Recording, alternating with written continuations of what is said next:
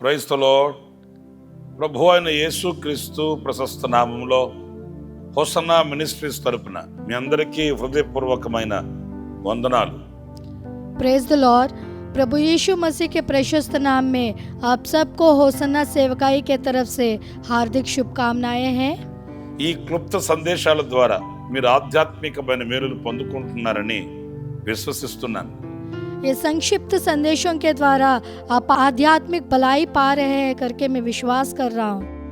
వాక్య బలము చేత మీరు బలవంతులు కావాలని ప్రార్థిస్తున్నాను. वचन के सामर्थ्य के द्वारा आप सामर्थ्य बनना है करके मैं विनती करता हूँ.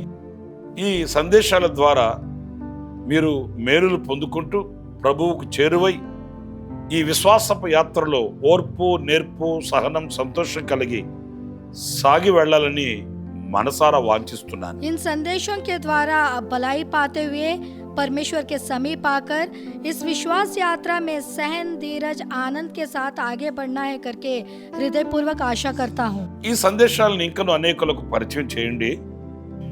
इन संदेशों को बहुत लोगों को परिचय कराइए. మీదైన శైలిలో సహకరిస్తూ దీవెనలు పొందుకోవాలని, అందుకోవాలని నేను మీకు ఆహ్వానాన్ని తెలియపరుస్తున్నాను. आपकी शैली में सहारा देते हुए आशीष पाने के लिए मैं आपको आमंत्रित करता हूँ. ఈ పూట పరిశుద్ధ గ్రంథంలో నుంచి చక్కటి మాట నేను మీకు చదివి వినిపిస్తాను. आज के दिन पवित्र शास्त्र में एक अच्छा वचन मैं पढ़ के सुनाऊंगा. సమూయేలు రాసిన మొదటి గ్రంథం 10వ అధ్యాయం 7వ వాక్యం. पहला समूएल 10वां अध्याय 7वां वचन. దేవుడు నీకు తోడుగా ఉండును గనుక ఈ సూచనలు నీకు సంభవించిన తర్వాత నీకు మంచిదని తోచిన దాన్ని చేయుము.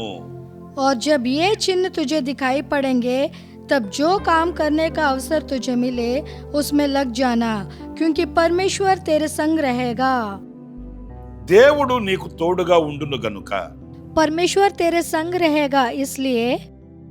ప్రియులారా, ఈ వాక్య భాగంలో మనం గమనించినప్పుడు हे प्रियो, इस वचन में अगर हम जांचेंगे तो మనల్ని కన్నవాళ్ళు, కొన్నవాళ్ళు, ఉన్నవాళ్ళు, స్నేహితులైన వాడు, శ్రేయోభిలాషులు మనకు తోడుగా ఉండొచ్చు. हमारे अपने लोग, हमारे मित्र, हमारे दोस्त और हमारे शुभ चिंतक हमारे साथ रह सकते हैं. మరి ఒక మనిషికి దేవుడు తోడుగా ఉండడం అనేది ఎంత ఆశ్చర్యమైన కార్యమో మీరు చూడాలి. लेकिन एक मनुष्य का परमेश्वर उसके संग रहना कितनी आश्चर्यचकित बात है. एक बार सोचिए. దేవుడు పరిశుద్ధుడు కదా. परमेश्वर पवित्र है ना. ఆయన సృష్టికి కర్త కదా. वो सृजनहार है ना. మరి నరుడు ఆయన చేత చేయబడిన ఒక ప్రాణి కదా. लेकिन मनुष्य उनके हाथ के द्वारा बनाया गया एक प्राणी है ना.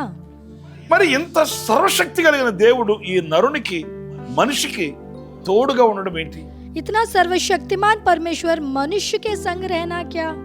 మనుషుల్లోనే మనము लोगों में ही हम ఎవరితోనైనా ఒకరితో కలిసి వెళ్ళాలంటే अगर किसी एक के साथ मिलके जाना चाहते हैं तो వాళ్ళ యొక్క స్థితిగతులు మనం చూస్తామండి. उनकी स्थिति को हम देखते हैं. వాళ్ళు మనకంటే బలవంతులా, మనకంటే ధనవంతులా, మనకంటే శక్తివంతులా, మనం ఎందుకు వాళ్ళతో తోడుగా వెళ్ళాలి, ఇవన్నీ మనం విమర్శగా ఆలోచిస్తాం. वो हमसे भी सामर्थ्य है, हमसे भी धनी है या हमसे भी शक्तिवान है, ये सब हम सोचते रहते हैं. మరి ఒక నరునితో దేవుడు తోడుగా ఉండడం అనేది ఎంత ఆశ్చర్యమైన సంగతి అనేది మనం గమనించవలసి వస్తుందండి. मनुष्य के साथ परमेश्वर संग रहना कितनी आश्चर्य की बात है, ये हमें जांचना है. ప్రియ సహోదరులారా, ఆయన మనకు తోడుగా ఉన్నప్పుడు ఏం కలుగుతుంది? हे प्रिय भाइयों, अगर परमेश्वर हमारे संग रहेंगे तो हम क्या पाएंगे? ధైర్యం కలుగుతుంది. हिम्मत पाएंगे. రెండవది జయము కలుగుతుంది. दूसरी बात जय पाएंगे. మూడవది మన కార్యములు సఫలమవుతాయి. तीसरी बात हमारे काम सफल होंगे. తోడుగా ఉన్నందువలన గమ్యానికి మనం చేరుకోగలుగుతాం. हमारे संग परमेश्वर रहने से हम मंजिल तक पहुंच सकेंगे. ఈ ఈ రోజున అనేక విషయాలలో మనం అపజయం పొందడానికి గల కారణం ఏంటి? आज बहुत विषयों में हम क्यों हार रहे हैं? కొన్ని విషయాలలో కన్నీటిమయమై మన బ్రతుకులు వేదనగా మార్చబడడానికి గల కారణం ఏంటి? कुछ विषयों में हम आंसू बहाते हुए दुख में जीने की वजह क्या है? కష్టపడుతూ రెక్కలు ముక్కలు చేసి రక్తాన్ని ఆవిరి చేస్తున్న కార్యాలు సఫలం కాకపోవడానికి గల కారణం ఏంటి? मेहनत करने पर भी, खून पसीना एक करने पर भी, अपने खून को भाप बनाने पर भी हमारा काम सफल ना होने की वजह क्या है? మనం కోరిన రేవుకు మనం చేరుకోలేకపోవడానికి గల కారణం ఏంటండి? मनचाहा बंदरगाह तक ना पहुंचने की वजह क्या है? దేవుడు మనకు తోడుగా లేక, परमेश्वर हमारे संग ना होने की वजह से। మన శక్తి, మన భక్తి, మన భుజబలం, మన ధనబలం, మన జనబలం అన్నట్లుగా మనం సాహసించినందువలన, हमारी शक्ति, हमारी भक्ति, हमारी धन बल, हमारी भुज बल और हमारी जन बल करके हम साहस करने की वजह से। నా ప్రియమైన సహోదరులారా, मेरे प्रिय भाइयों, ఆయన మనకు తోడుగా ఉన్నప్పుడు वो हमारे संग जब रहेंगे, ఈ దివ్యమైన దీవెనలన్నీ మన వశం అవుతాయి. ये सुंदर आशीषें हमारे वश होंगे। అంత మాత్రమే కాదు, లేఖనాల్లో మరొక మాట కూడా నేను మీకు చూపిస్తాను. उतना ही नहीं, लेखन में और एक वचन में पढ़ के सुनाऊंगा। నిర్గమకాండం 33వ అధ్యాయం 14వ వాక్యాన్ని చదివినప్పుడు, निर्गमन 33 का 14वां वचन अगर पढ़ा जाए तो, అందుకు ఆయన, నా సన్నిధి నీకు తోడుగా వచ్చును, నీకు విశ్రాంతి కలుగజేసేదనగా, यहोवा ने कहा, मैं आप तेरे साथ चलूंगा और तुझे विश्राम दूंगा। ఆయన సన్నిధి మనకు తోడుగా ఉంటుందట. उनकी उपस्थिति हमारे संग रहेगा, తత్ఫలితంగా విశ్రాంతి కలుగుతుంది. उसके वजह से हमें विश्राम मिलेगा। లోకంలో ఎక్కడ మనకు విశ్రాంతి కలుగుతుంది? इस दुनिया में कहाँ हमको विश्राम मिलेगा? లోకంలో ఎక్కడ మనకు విశ్రాంతి లభ్యమవుతుంది? इस संसार में कहाँ हमको विश्राम मिलेगा? ఎక్కడ విశ్రాంతి కలుగుతుందని మనం పరుగులు తీయగలము? कहाँ विश्राम मिलेगा करके हम दौड़ लगा सकते हैं? లోకంలో మనకు ఎక్కడ కూడా విశ్రాంతి దొరకదండి. संसार में कहीं भी हमें विश्राम नहीं मिलेगा। అలసి సొలసి సొక్కి సొమసలిపోతున్న మానవత, थके हारे मांदे और अचेत होने वाली मानवता, ఏమి చేసినా ఎందుకు పోయినా విశ్రాంతి, ప్రశాంతత, శాంతి దొరకని అనుభవాలు, कहीं भी जाए, कुछ भी करे, विश्राम और शांति ना मिलने वाले अनुभव। ఆస్తులున్నా, అంతస్తులున్నా, భోగభాగ్యాలున్నా, ఈ రోజున గుప్పెడు గుండెకు సమాధానం, శాంతి లేని పరిస్థితి. जायदाद रहने से भी, इमारतें रहने से भी, भोग भाग्य रहने से भी आज हृदय में शांति ना रहने वाली परिस्थितियां। ప్రియమైన సహోదరులారా, हे मेरे प्रिय भाइयों, ఆయన సన్నిధి మనకు తోడుగా ఉన్నప్పుడు, उनकी उपस्थिति जब हमारे संग रहेगा, అరణ్యములో ఉన్నప్పటికీ ప్రశాంతంగా బ్రతకగలుగుతాము. जंगल में भी हम विश्राम से जी सकेंगे, ఏ ఆధారాలు లేకపోయినప్పటికీ విశ్రాంతిగా ఉండగలుగుతాము. बिना कुछ आधार के भी विश्राम से जी सकेंगे।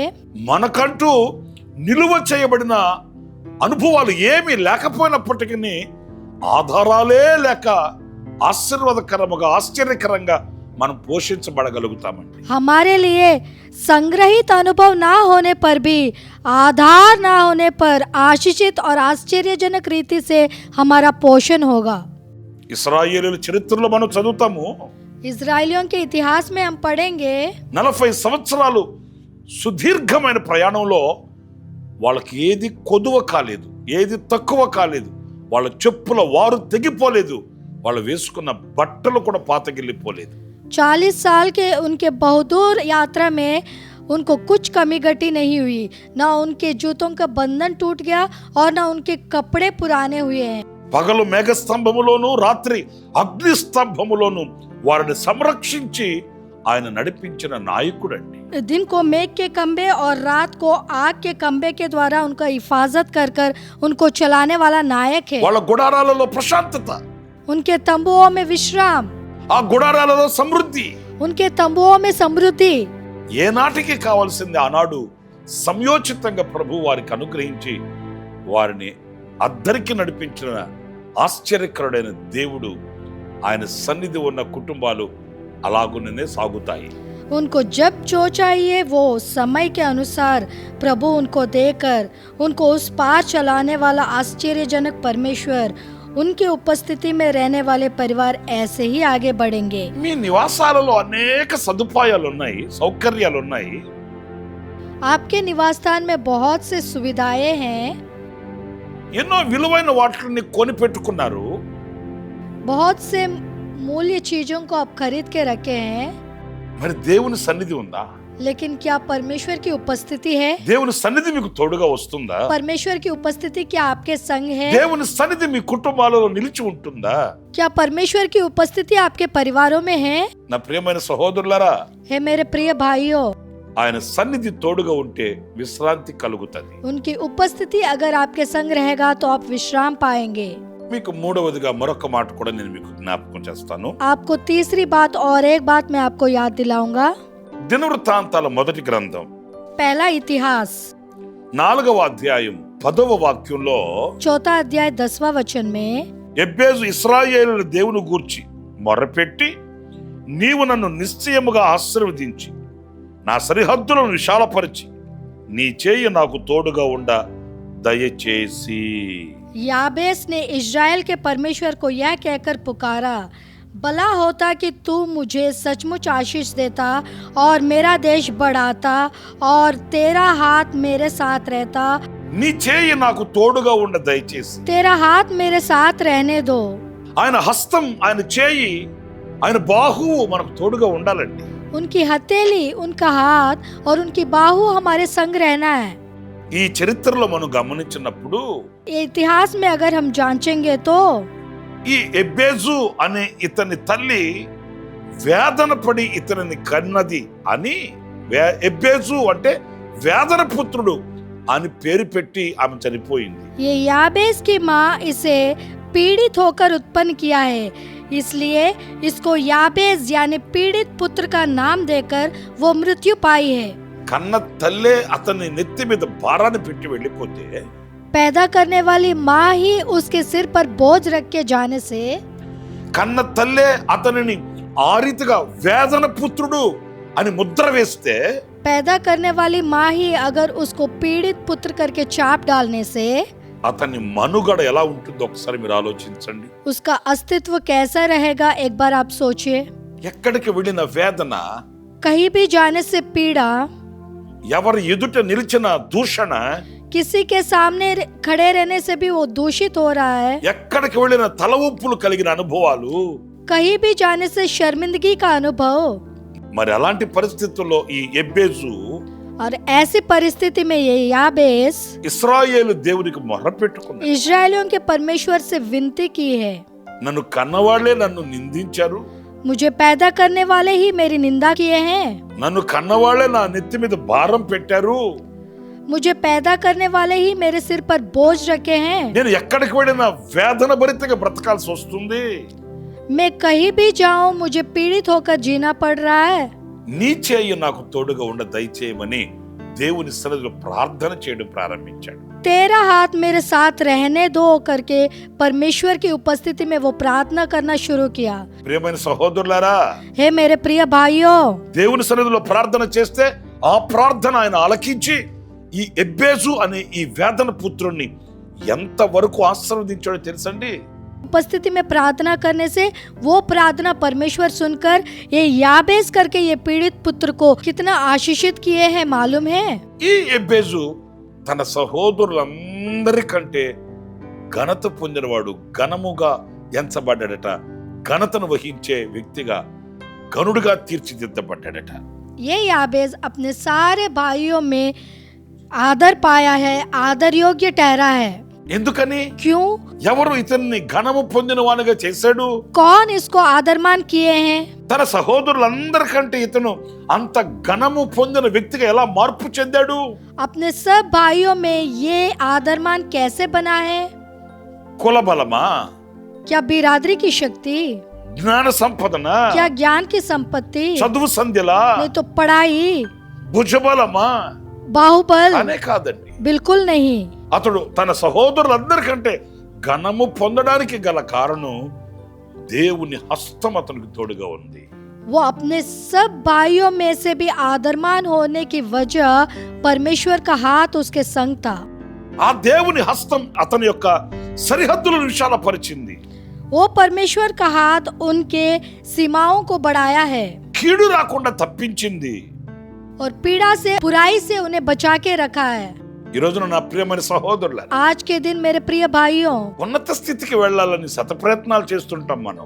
ऊंचे स्थान पर पहुंचने के लिए बहुत कोशिश करते रहते हैं हम। గొప్పవాళ్ళం కావాలని ఎన్నో ప్రయత్నాలు తనమునకలై ఉంటాం. महान बनने के लिए बहुत सी कोशिशों में ऊपर नीचे होते रहते हैं। నేను అనకూడదు కానీ మరి కొంతమంది అయితే తిండి తినరు, సుఖము అనుభవించరు, విశ్రాంతిగా ప్రశాంతంగా ఉండడానికి మనస్కరించరు. मुझे नहीं कहना है, कुछ लोग तो खाना नहीं खाते हैं, सुख नहीं भोगते हैं, विश्राम और शांति से रहना उनको भाता नहीं है। గొప్పవాళ్ళము కావాలన్న కుతూహలంతో రాత్రింబవళ్ళు శ్రమపడి కష్టపడుతుంటారు, కానీ దేవుని హస్తం వారికి తోడుగా ఉండాలని వివేచించరండి. महान बनने की जिज्ञासा से दिन रात मेहनत करते हैं, लेकिन परमेश्वर का हाथ उनके संग रहना है करके वो समझ नहीं रखते हैं। దేవుని హస్తం ఎవరికి తోడుగా ఉంటుందో వారి సరిహద్దులు విశాలపరచబడి సహోదరులందరికంటే వారు ఘనత పొందిన వారుగా మార్చబడతారని లేఖనాలు మన ఎదుట నిలుస్తూ ఉన్నాయి. परमेश्वर का हाथ जिसके संग रहेगा उनकी सीमाएं चौड़े होंगे और अपने सब भाइयों में वो आदरमान होंगे करके परमेश्वर का वचन कहता है। ఆఖరిగా మరొక మాట కూడా నేను మీకు జ్ఞాపకం చేస్తాను. आखिरी में एक और बात मैं आपको याद दिलाऊंगा। 89వ కీర్తన 28వ వాక్యాన్ని నేను చదువుతానండి. 89 भजन 28वां पद में पढ़ूंगा।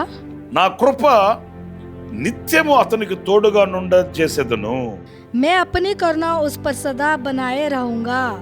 దేవుని కృప మనకు తోడుగా ఉండాలండి. परमेश्वर की करुणा हमारे संग रहना है।